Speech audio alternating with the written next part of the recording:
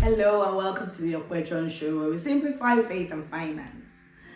So we're more than halfway through 2023 and I thought it was a good time for us to talk about how we're spending our money so far in year 2023. And I wanted to talk about the B word, that is budget.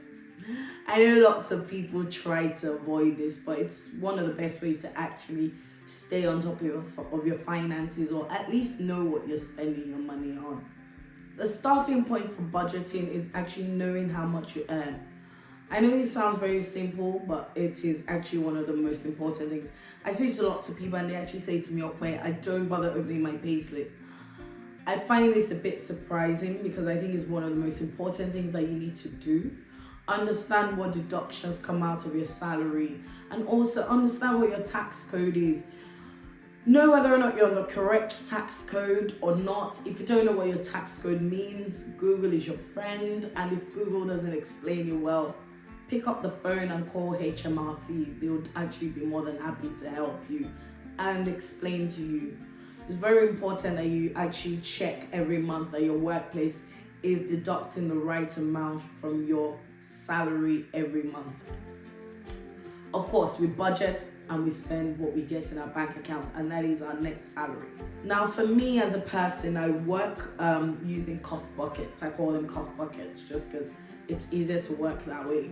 And I don't know if you've ever heard of the 50-30-20 rule, but it's a very popular rule. Essentially, it says when you get your income, 100% of your income, you split it into 50%, 30%, and 20%. So 50% goes to your needs, 30% on wants, and 20% on savings. Now, I found that rule just didn't quite work for me, so I had to modify it and come up with a web version of the rule. So for me as a person, my recommendation is always the 10-50-20-20 rule. And I'll go through each one of them and explain my reasoning behind it. So the first 10% I say goes towards giving. I don't need to go over what my views are on giving, but I think giving is very important. I believe everything we get, we're stewards of it. So it's a privilege to be able to give some of it back to those in need or to help very worthy causes. So yeah, 10% I allocate to giving. Then the next 50% goes towards my needs. And what do I define by my needs? Those are things like my share of the rent or mortgage, my utilities, my food budget for the month. By food, I don't mean luxury dinners. I mean essential food, the food I need to get me by in life. So 50% allocated to that. Then the next 20% goes towards wants. So things such as going out for fancy dinners if I want to with my friends, going out for shows or going out partying, whatever it is to you, that comes under wants. My Netflix subscription, it's not an essential, it's a want. Please note the difference between the two. So 20% I allocate to wants, then the last 20% towards savings. Very, very important, savings. I'm going to be covering that fully in a different video, but 20% going towards savings. I know savings is another one that seems to be a very sensitive spot for many people. I mean, if you haven't started saving, you may not be able to quite achieve 20%, but at least start from somewhere. Start putting something aside, start to build a habit. When you start to gradually do it, it becomes a habit, and that habit, it becomes a lifestyle eventually, and you'd find your desire to put more money away, it grows, and you start finding new and more practical ways for you to make that happen. So please, if you haven't started saving, if yours might not be quite 20%, you might need to start with maybe 5%, 10%, whatever percentage that you can actually start with, or even just a round amount. You could decide, I'm going to start saving £100 a month. It's still a good way to start, so start from somewhere. Now, the important thing to note about this rule is, so my 10-50-20-20 all adds up to 100%.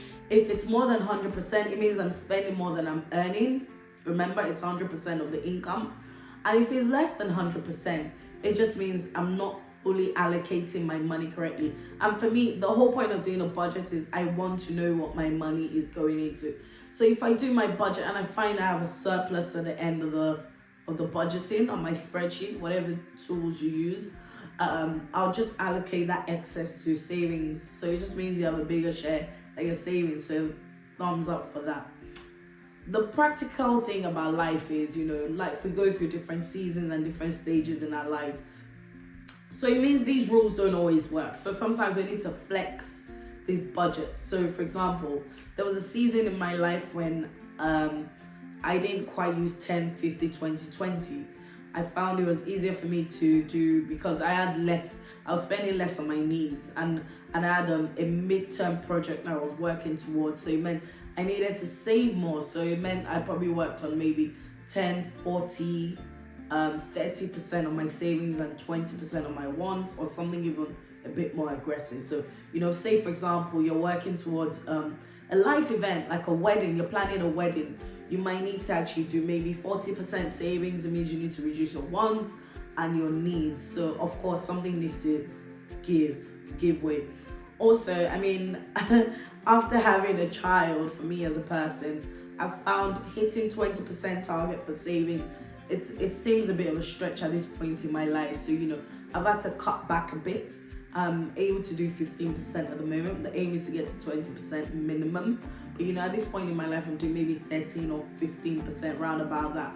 And, because I'm spending a little bit more. So I'm finding my needs bracket has gone up to around 55% or 60%, just because of the cost of childcare. So, I mean, different seasons in our lives mean we need to flex that 10, 50, 20, 20 rule. So the ideal is that, but sometimes you might need to flex that. But whatever you do, make sure that you're still ticking all the right boxes, still saving something away, and just knowing where your money is going into. It's very important that we know what we're spending our money on, otherwise things tend to get out of control. Of course, the last thing I must say is, if you have debt, then please, you need to be reducing how much you're spending on your wants and probably your needs, or even your savings, because paying off your debt is priority.